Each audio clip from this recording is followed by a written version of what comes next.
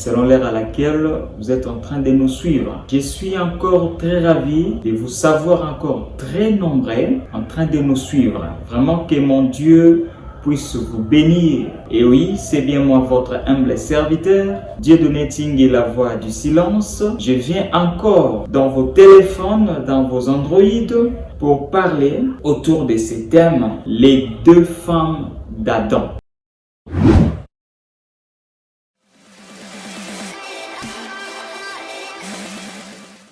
Il y a plusieurs questions que nous nous posons.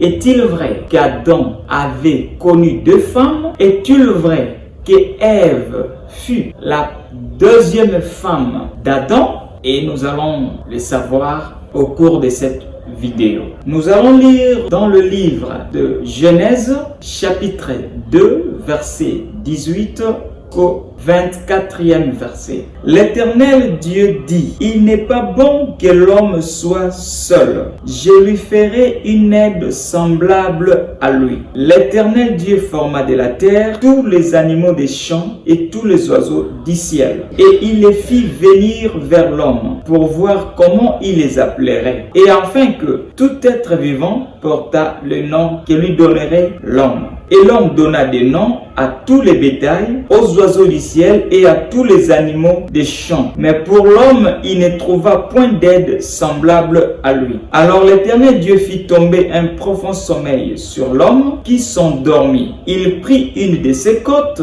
et referma la chair à sa place. L'Éternel Dieu forma une femme de la côte qu'il avait prise de l'homme, et il l'amena vers l'homme. Et l'homme dit: voici cette fois-ci celle qui est os de mes os et chair de ma chair. On l'appellera femme parce qu'elle a été prise de l'homme. C'est pourquoi l'homme quittera son père et sa mère et s'attachera à sa femme, et ils deviendront une seule chair. Le nœud de notre thème se situe au verset 23. Là où l'homme dit: voici cette fois-ci celle qui est os de mes os. Je voudrais dire ceci: il y a tout un tas d'histoires qui se rencontrent dans les réseaux sociaux pour dire qu'Adam avait deux femmes. Ève fut la deuxième femme après la femme qui était connue sous le nom de Lilith. Est-il vrai? Lilith fut-elle la première femme d'Adam?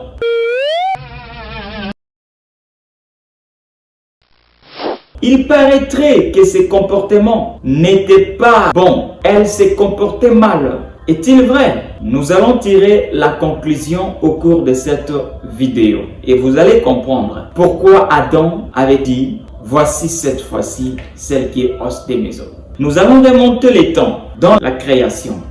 Ce qu'il faut d'abord savoir, Dieu a créé tout ce que nous voyons en trois phases. La première phase, création. La deuxième phase, l'ordonnance. Et la troisième phase, la phase physique, la phase de la matérialisation. L'ordonnance peut venir avant, soit après. Mais je prends les deux phases. La phase de la création et la phase physique ou la phase de la matérialisation.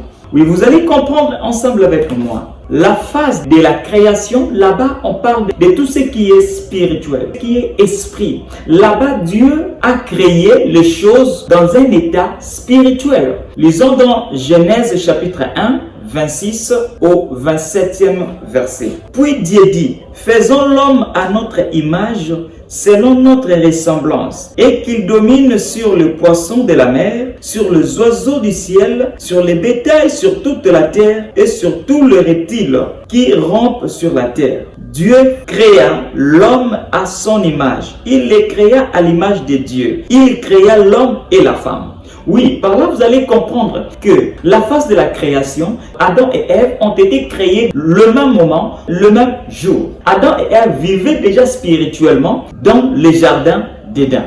Ils existaient déjà. Vous allez comprendre. Même Dieu avait béni Adam et Ève ensemble au même moment, le même jour. Au 28e verset, Dieu les bénit. C'est au pluriel. Le lait, Dieu les bénit et Dieu leur dit: soyez féconds, multipliez, remplissez la terre et l'assujettissez, et dominez sur le poisson de la mer, sur les oiseaux du ciel et sur tout animal qui se meut sur la terre. Et 29, et Dieu dit, voici, je vous donne toute herbe portant de la sémence et qui est à la surface de toute la terre. Adam et Ève, Dieu les a bénis. Dieu a déjà donné une autorité à l'homme et aussi à la femme sur la terre. Dieu ne veut pas donner des interdictions sur ce qui concerne le fruit, les histoires à manger, car l'esprit n'a pas besoin de manger, ne se fatigue jamais. L'esprit n'a pas besoin de quelque chose pour se mouvoir. Raison pour laquelle Dieu a dit, créons l'homme à notre image. Voilà, Adam et Ève existaient selon l'image de Dieu. Quelle est l'image de Dieu? L'image de Dieu, c'est l'esprit, c'est l'espirituel. C'est ça l'image de Dieu. La phase physique. Dans la phase physique, Dieu commence à donner des interdictions. Pourquoi? Parce que Dieu a formé, Dieu a fait, Dieu a formé l'homme à partir de la poussière, la terre. Il a formé maintenant l'homme. Il a mis dans l'homme les yeux, les oreilles, la bouche. Dieu savait que l'homme aurait besoin de manger. C'est à ce moment-là que Dieu commence maintenant à donner des interdictions. Parce que l'esprit s'est enveloppé. L'esprit a vêtu la chair. Que la chair n'est rien d'autre que l'enveloppe. L'homme aura besoin de mettre quelque chose sous la dent. Il faudrait que je donne quelques interdictions à l'homme. Raison pour laquelle Dieu a donné les interdictions pour dire que ces fruits, vous ne pouvez pas le manger, vous ne pouvez pas toucher cet arbre. C'est parce que l'esprit a vêtu un habit qui est la chair.